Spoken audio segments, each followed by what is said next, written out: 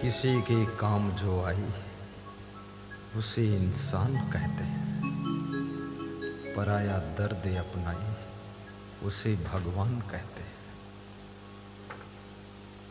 गुरु और शिष्य का नाता आध्यात्मिक नाता है, पारलौकिक नाता है। दुनिया के नाते स्वार्थ के नाते होते हैं, शरीर के रिश्ते होते हैं, लेकिन गुरु का नाता आत्मिक नाता होता है, जो तुम्हारी आत्मा का उद्धार करता है। नास्ति बुद्धि अयुक्तस्य न चायुक्तस्य भावना न चाभाव यतः शांति अशांतस्य कुतः सुखम्। श्री कृष्ण कहते हैं, अर्जुन यदि सुख चाहते हो बुद्धि में विवेक पैदा करो, और विवेक चाहते हो बिनु सत्संग विवेक न हो। बिना सत्संग की विवेक नहीं होगा। और सत्संग चाहते हो पुण्य पुंज बिनु मिलहि न संता। बिना पुण्य किए संत नहीं मिलते, बिना संत के सत्संग नहीं मिलता है। प्रथम भगति संतन कर संगा, पहली भक्ति संतों का संग कीजिए। दूजे रतिमम कथा प्रसंगा।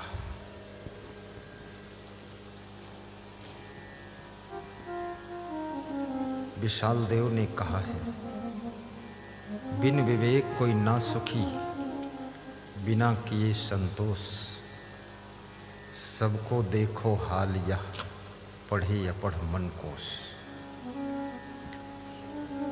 सुख के दो रास्ते हैं, विवेक का पथ और संतोष की राह। जिसके हृदय में संतोष है वहां सुख लहराता रहता है। जिसके पास में विवेक है वहां दुख निकट नहीं आता है। हर हाल में विवेक जागृत करो। मैंने सुना है, एक गरीब आदमी, मेरे गुरुजी सुनाया करते थे, पूज्य श्री क्षमादेव जी के वचन हैं। एक गरीब आदमी अपने द्वार पर दुखी बैठा था, निराश था, उदास था,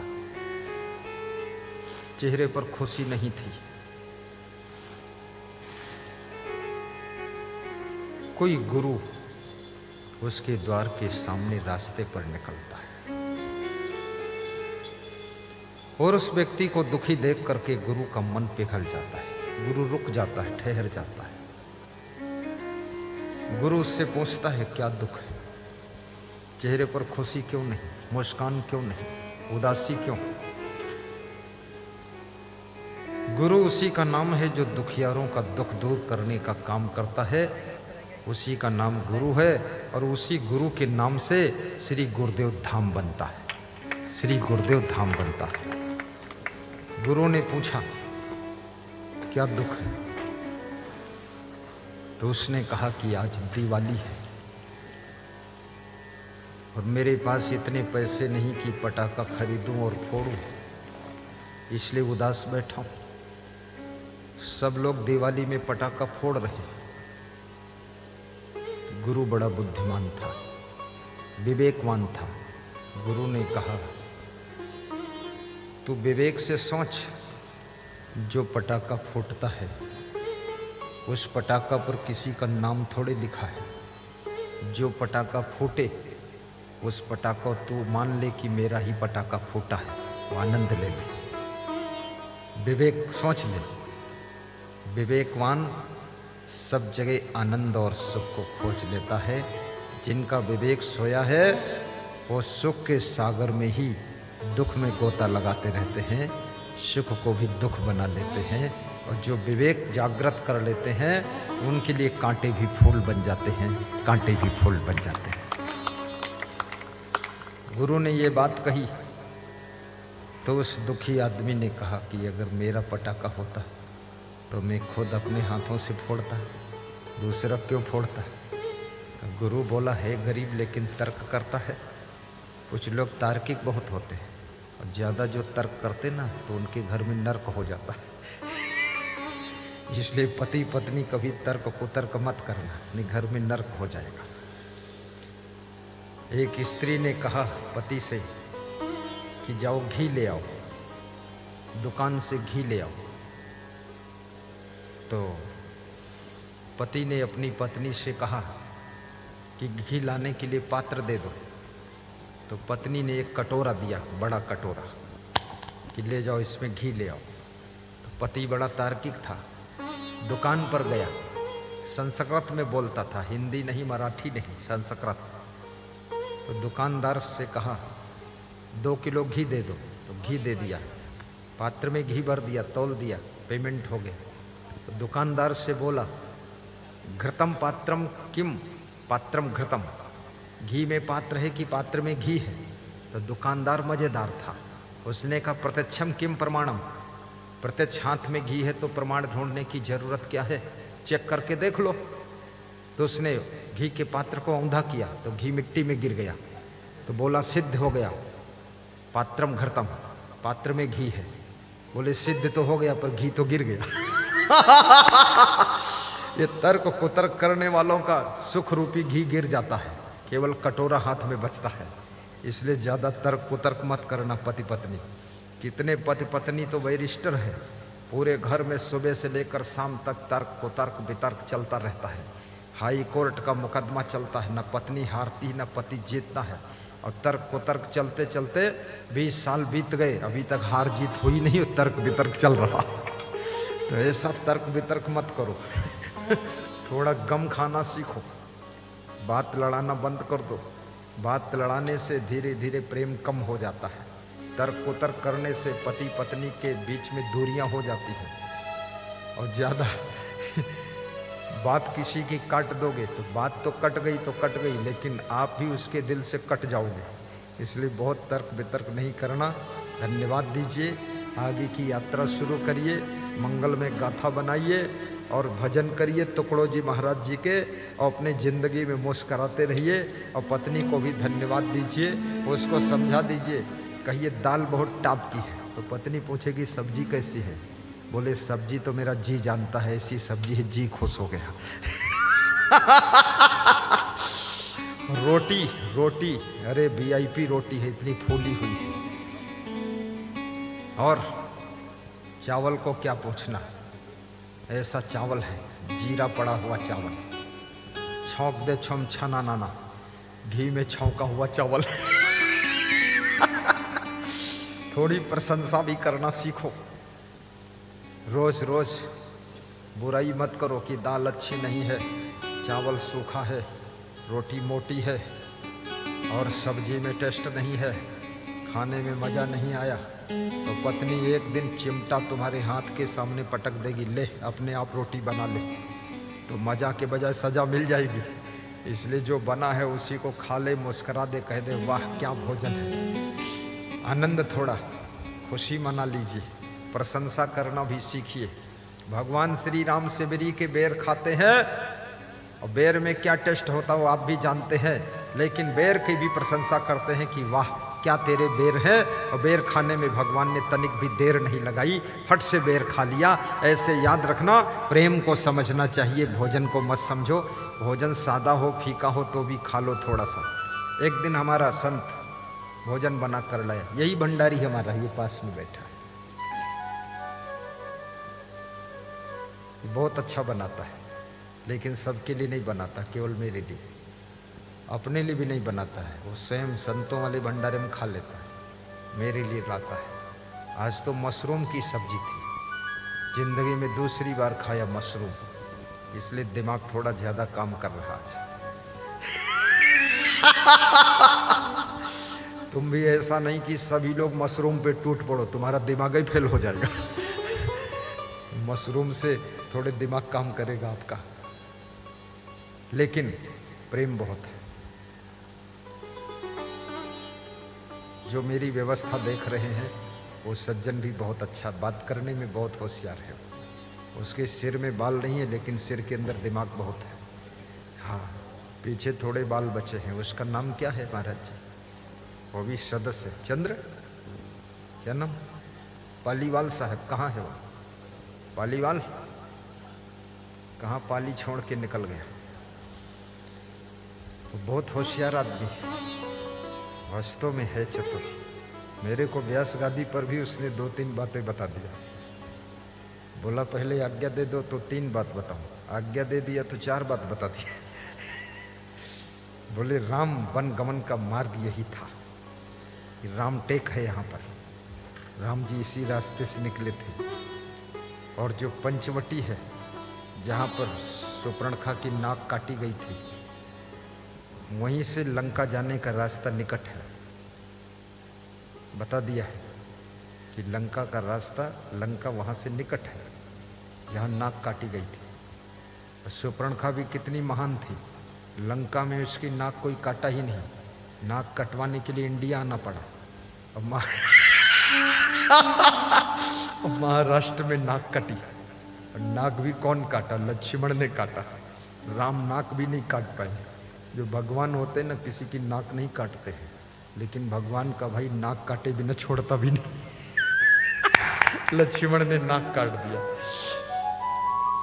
याद रखना, ये भगवान का वन गमन का मार्ग है। ये जहाँ पर आप बैठे हैं, यहाँ से 50 किलोमीटर दूर पर भगवान निकले थे।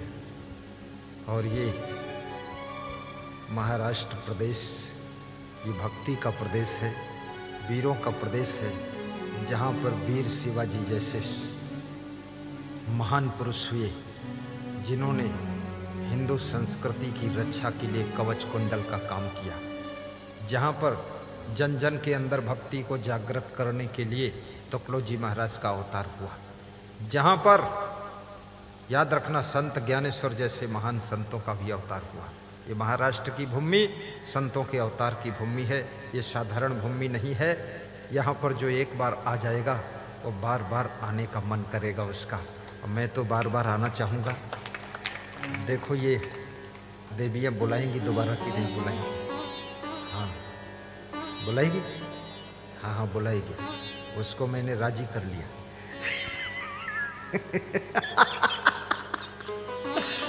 नहीं, मैं सत्संग में हंसता भी हूँ, हंसाता भी हूँ, क्योंकि मैं जानता हूँ तुम तादाद से ज़्यादा टेंशन में रहते हो। और यहीं हंस लो जितना हंसना है, यहाँ से जाने के बाद तो फिर वही रामलीला शुरू होना। यहाँ हंसते हुए जिंदगी जीने की कला सीख लो।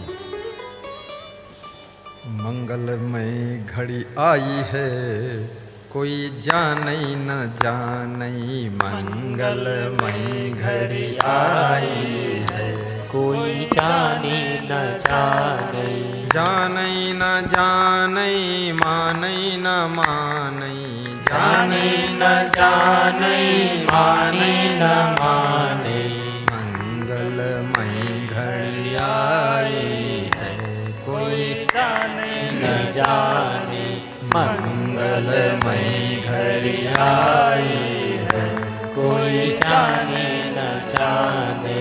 जब से दरस भये सद्गुरु के, जब से दरस भये सतगुरु के, जब से दरस भये टुकड़ों के, जब से दरस भये सतगुरु के, मानव परम निधि पाई है, कोई जाने न जाने, मानव परम निधि पाई है, कोई जाने न जाने, जानई न जानई, मानई न मानई, जाने न जाने, माने न माने, मंगलमय घड़ी आई है, कोई जाने न जाने, मंगलमय घड़ी आई है, कोई जाने न जाने। मंगलमयी घड़ी आई है, कोई जाने न जाने। एक ही मनन एक ही चिंतन, एक ही मनन एक ही चिंतन। एक ही छवि मन भाई है, कोई जाने न जाने। एक ही छवि मन भाई है, कोई जाने न जाने।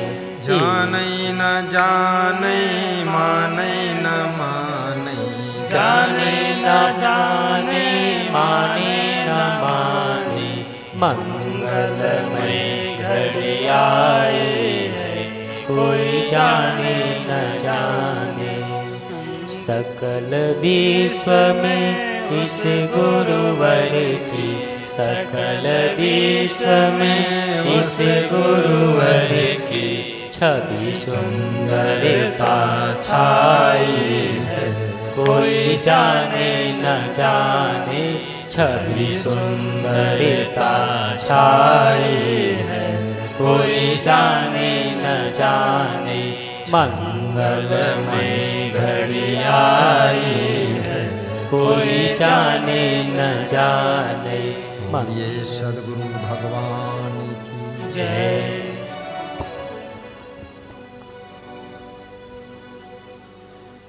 काकभुसुंडी जी से गरुड़ जी पूछ रहे हैं, सुख कहाँ है और दुख कहाँ है।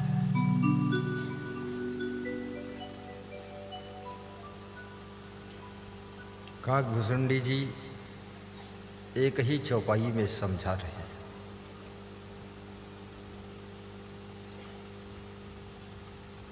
संत मिलन समय सुख जग नाहीं, नहीं दरिद्र सम दुख जग माही।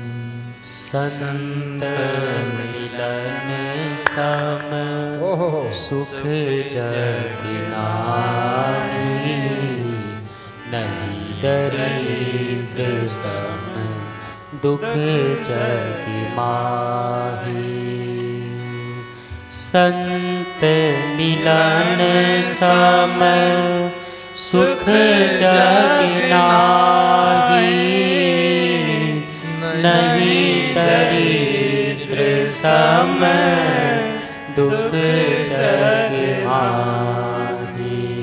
मंगल भवन अमंगल हारी, द्रवहु सुदशरथ अजिर बिहारी। मंगल भवन अमंगल हारी, द्रवहु सुदशरथ अजिर बिहारी। बोलिए सद्गुरु भगवान की जय। काकभुसुंडी जी गरुड़ जी को समझा रहे हैं, संत मिलन सम सुख जग नाही। महान संत से मिलन हो जाए, इससे बड़ा सुख संसार में नहीं। संत मिलन सम सुख जग नाही, नहीं दरिद्र सम दुख जग माही। और घर में दरिद्र आ जाए, इससे बड़ा जगत में कोई दुख नहीं। दरिद्र दुख है, संत मिलन सुख है। लेकिन संत मिलन कैसे होता है?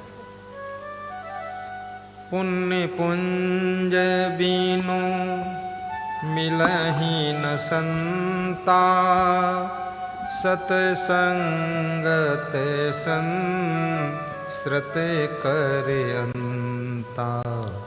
पुण्य पुंज बीनु मिलहि न संता सति संगते संसृते करहंता।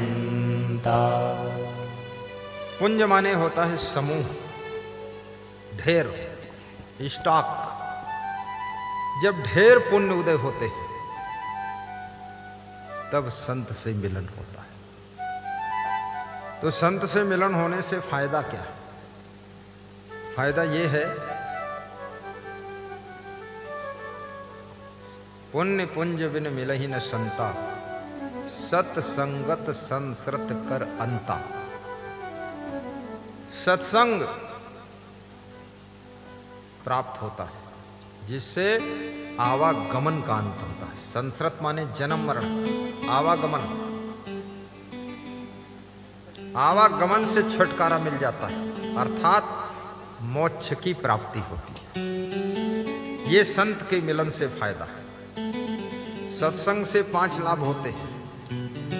इस बात पर गौर करना, कौन कौन 5 लाभ होते हैं?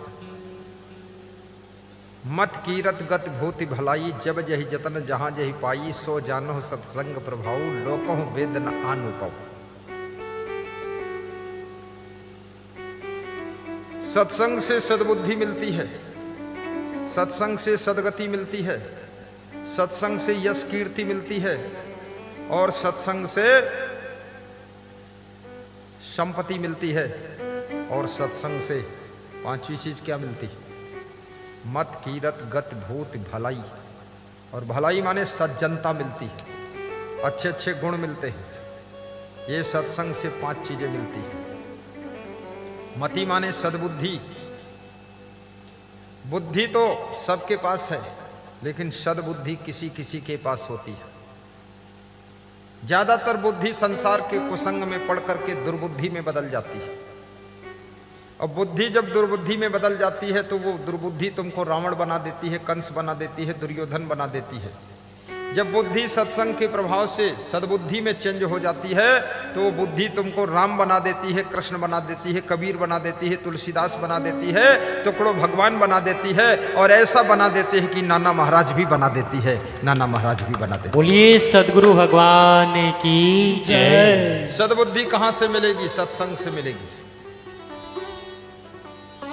सद्बुद्धि। कबीर साहब ने एक बहुत बड़ी बात कही है बीजक में, शक्लो दुर्मत दूरी करो अच्छा जन्म बनाओ, काक गमन कर छोड़ के हंस गमन चली आओ। समस्त दुर्बुद्धि को दूर करो, जीवन को अच्छा बनाओ, कौवा जैसी आदत को छोड़ो और हंस जैसी चाल में चलो तो जीवन धन्य हो जाएगा। कौवा को बर्फी खिला दो, उसके बावजूद भी गंदी चीज खाता है। कौवा को कितना मीठा मीठा खिला दो, लेकिन फिर भी कड़वा बोलता है। और हंस पंछी, हंस गमन चली आओ, दूध और पानी मिक्स करके रख दो, हंस पंछी उसमें से दूध पान कर लेता, पानी को छोड़ देता है। जिनका स्वभाव हंस है वे दुनिया से सार सार ले लेते हैं, असार को छोड़ देते हैं, और जिनका स्वभाव कंस है वे असार को ले लेते हैं और सार को छोड़ देते हैं। याद रखना, क्या बनना है आपको? चलनी नहीं बनना है, सूप बनना है।